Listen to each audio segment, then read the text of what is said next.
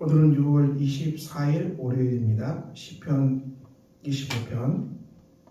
여호와여, 나의 영혼이 주를 우러러 보나이다. 나의 하나님이여, 내가 주께 의지하였사오니 나를 부끄럽지 않게 하시고 나의 원수들이 나를 이겨 계가를 부르지 못하게 하소서. 주를 바라는 자들은 수치를 당하지 아니하려니와 까닭없이 속이는 자들은 수치를 당하리이다. 아멘. 오늘 시편 25편은 고난 속에 처한 다윗이 하나님께 부르짖는 기도입니다. 우리 삶 속에 고난의 문제는 자주 찾아오지요. 다윗의 삶도 많은 고난이 있었습니다. 다윗의 인생을 돌이켜 보면 사울 왕에게 쫓겨다니고 또 많은 전쟁터에서도 고난이 찾아왔고, 나중에 또 왕이 됐을 때도 이 자기 죄 때문에 많은 고난을 당한 사람이 다윗 왕입니다. 다윗처럼 많은 고난 속에 시달린 사람이 있겠습니까? 그런데 다윗의 이 시편, 주옥 같은 시편은 이 고난 가운데에서 기록된 시편이라는 것이죠. 고난이 어떤 유익함, 보석과 같은 열매를 맺는 그런 역사도 일어납니다. 우리가 고난받을 때 무엇을 기억해야 됩니까? 다윗은 하나님께 간절히 부르짖고 있고, 또 주의 도를 내게 보이시고 주의 길을 내게 가르치시고 주의 진리로 나를 지도하소서. 하나님 앞에 이 주님의 길을 배우겠다는 것입니다. 고난 가운데서 우리가 히브리서 12장 5절에 보더라도 하나님의 징계하시는 고난이 있음을 말씀합니다. 12장 5절에 보면 히브리 12장 5절, 내 아들아 주의 징계하심을 경히 여기지 말며 그에게 꾸지람 받을 때에 낙심하지 말라. 우리가 고난으로 말미암아 징계당하고 또 거기에 하나님으로부터 꾸지람 받았다고 생각되는 삶의 상황이 있을 때 이 절망하지 말라는 것입니다. 낙심하지 말라는 것입니다. 주께서 사랑하신 자를 징계하시고 받아드시는 아들마다 직질하신다. 하나님이 사랑하는 아들을 징계하신다. 하나님께 사랑하는 자녀에게 고난을 주신다. 받아들이는 아들마다 하나님은 직질하신다. 너희가 참음은 징계를 받기 위함이라. 인내하라는 것이죠.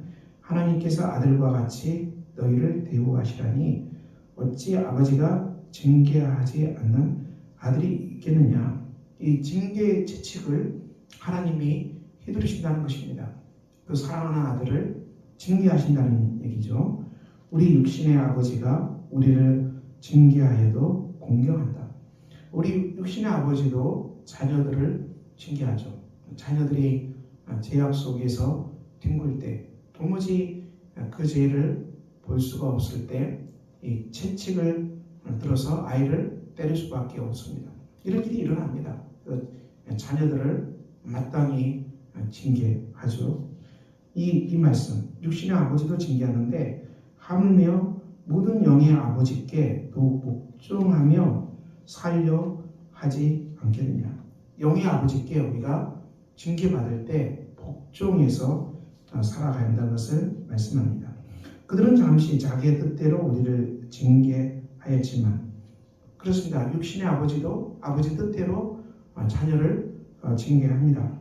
하나님은 우리의 유익을 위하여 그의 거룩하심에 참여하게 하심이니라. 하나님은 우리의 유익을 위해서, 즉 우리의 유익을 위해서 어떤 유익입니까? 하나님의 거룩하심에 참여하게 하시는 징계라는 것입니다. 우리가 하나님의 거룩하심에 참여합니까? 우리는 죄악의 달콤한 이 사탕, 죄악의 달콤한 사탕을 먹고 많이 망가지죠. 하나님의 거룩하심에 귀한 은혜에는 잘 우리가 들어가지 못하죠. 그 이유는 왜 그렇습니까? 우리는 죄를 즐기는 그런 정말 부패한 것들이 있기 때문에 그렇죠. 하지만 우리가 죄의 부패한 것을 버리고 하나님의 거룩하신 귀한 열매를 먹게 되는 길은 어디에 있습니까? 바로 이 고난받을 때, 이 고난 받을 때, 징계 받을 때 우리는 하나님의 거룩하심에 참여하는 은혜를 누리게 됩니다. 징계가 당시에는 즐거워 보이지 않고 슬퍼 보이나 후에 그로 말미암아 연단 받은 자들은 의와 평강의 열매를 맺느니라.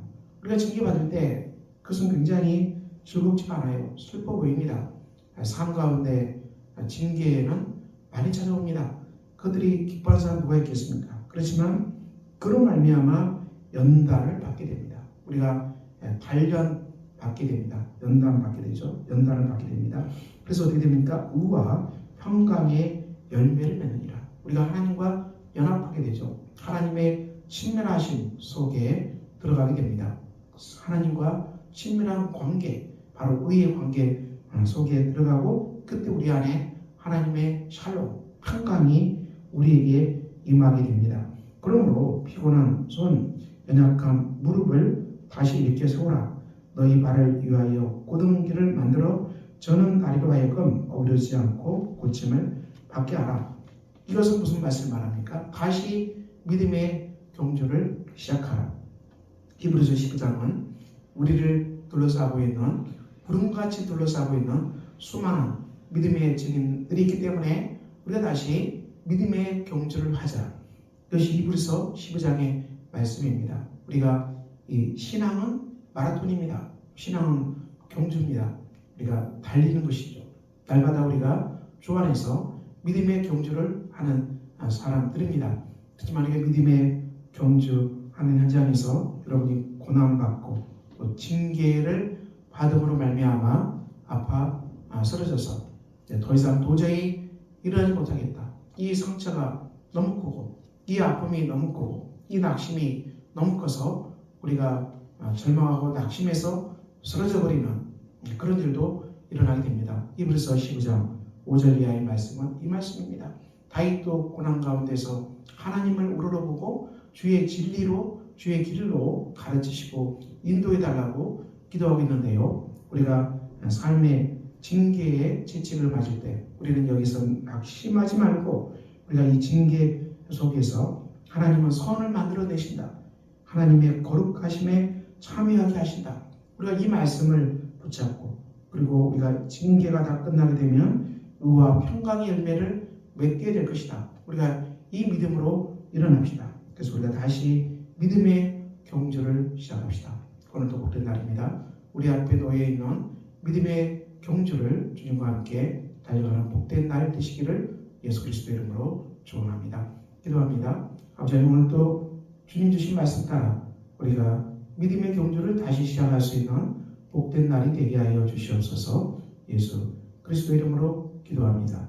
아멘. 하늘에 계신 우리 아버지, 아버지의 이름을 거룩하게 하시며 아버지의 나라가 오게 하시며 아버지의 뜻이 하늘에서와 같이 땅에서도 이루어지게 하소서. 오늘 우리에게 일용할 양식을 주시고 우리가 우리에게 잘못한 사람을 용서해 준 것 같이 우리 죄를 용서해 주시고 우리를 시험에 빠지지 않게 하시고 악에서 구하소서. 나라와 권능과 영광이 영원히 아버지의 것입니다. 아멘.